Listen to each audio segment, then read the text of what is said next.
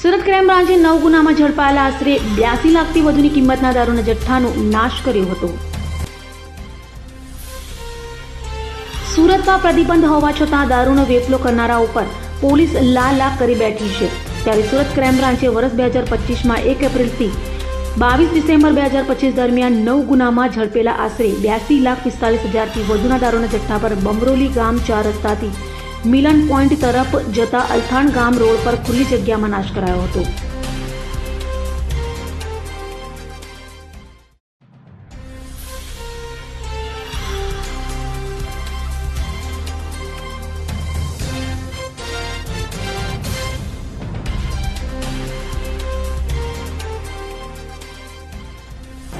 અભય થઈને નિષ્પક્ષતાથી નિરપેક્ષ રીતે વાસ્તવિકતાનો અરીસો રૂપી સચોટ માહિતી લાવતો સત્યની સાથે અભય ટાઈમ્સ।